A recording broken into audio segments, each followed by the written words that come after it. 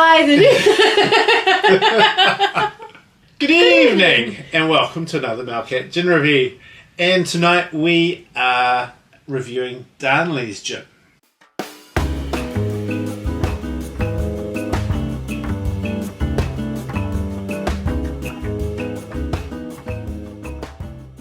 So Darnley's is from the old country of Scotland.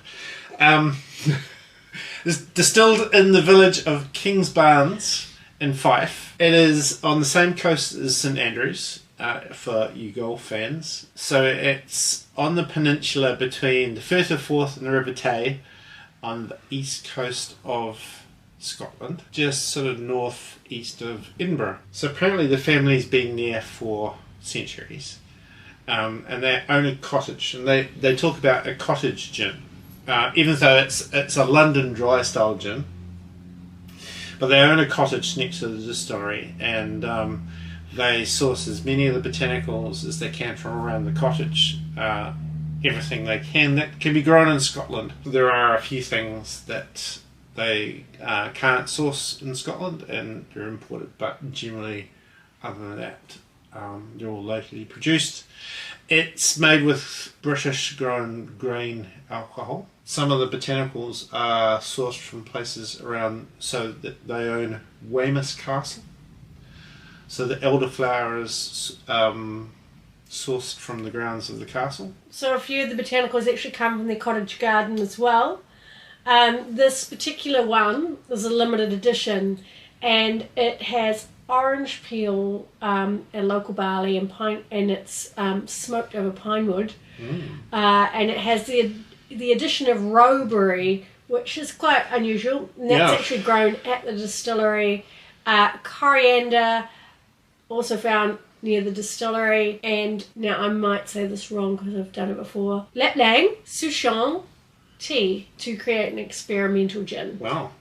And it has described as having a malty depth in full sweet citrus zest, and delivers an intriguingly smoky flavour. And if I didn't say before, it's 42.5% ABV, which is a nice amount. It's quite a small little bottle. It's only 500ml, but you know, it packs a little punch. And if you like your Scottish gins, which we do. We like our Scottish gins like we like our whiskies. Yeah, I've yet to find a Scottish gin that I don't like. Yeah, you're true. Yeah. So like I used to say, I've never met a cheese I don't like, but I have met one, and I can't remember what it was, so I'll keep eating all the cheeses so I can find it again. But yeah, I like all the cheese. So you can find it again, so you can avoid it. Yeah. They make their gin in a 350 litre still called Dorothy, apparently named after a couple of visitors to the distillery, and they also have a tour guide called Dot. It's what we would call a macerated gin, so they steep the botanicals in the alcohol before distillation, as opposed to something like, for example, a Bombay Sapphire, where it's a vapor infusion, so you've got the botanicals in a basket above the still, and the distillate passes up through it. So this is the botanicals in the alcohol, and they soak there for a period of time before distillation. Just looking at this, it's a little bit cloudy, so I would say there's some citrus in there. Yeah. A little bit of louching. Definitely louching. It says on the bottle that it's inspired by by the East Newark of Fife. And I'd be interested to know what the East Newark. Yeah. Neuk. And yeah, I'll do a little search. I might, if I find anything interesting, I'll bob it along the bottle. Be sure to read the screen. Yeah, I was going to say something, and it's completely gone. I swam away with my wild gestures. Oh yeah, apparently they do gin tours and gin experiences. So if you ever find yourself in Fife Shire in Scotland, go for a visit. Anyway, Fife knows. Enough of this. Let's have a sniff. So as I said, it's a London dry style. So that just means that there's been nothing added to it after distillation. And on the nose, it's a classic dry gin. Yeah, you're getting lots of juniper there. Nice, clean smell. Oh, okay. Wow, straight up, you get that big hit of smoke. It's a combination of the juniper and smoke, and the lingering aftertaste is smoky. Now, it's interesting that you said it smells really clean and like a dry. Yeah. To me, the orange peel is very strong. It's very orange citrus. There is a bit of smoke, and very subtly you get that tea. Very subtle. But certainly, I like that. Yeah, but certainly the nose did not prepare me for the taste.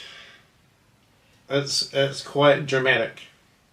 In a good way. In a good way. It's smoky, but it's really smooth. There's no sharpness in that. There's no alcohol burn. So it's very well produced. Yeah, very smooth.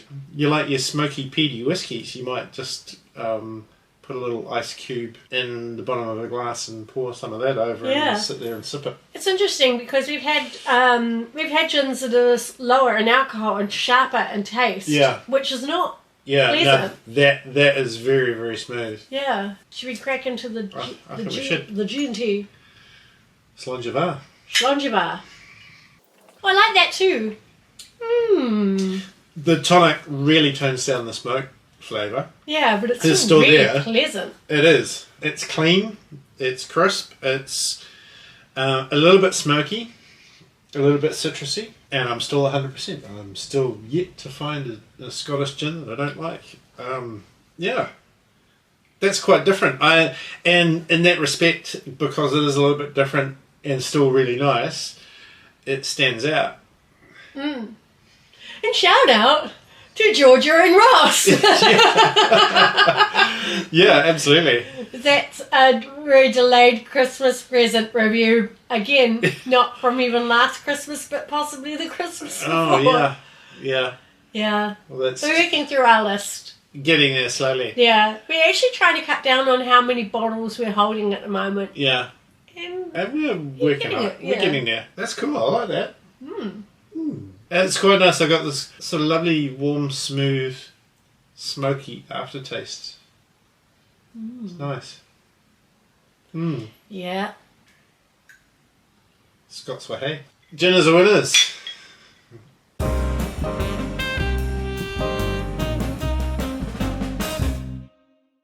Was not expecting that. It's good, eh? Yeah.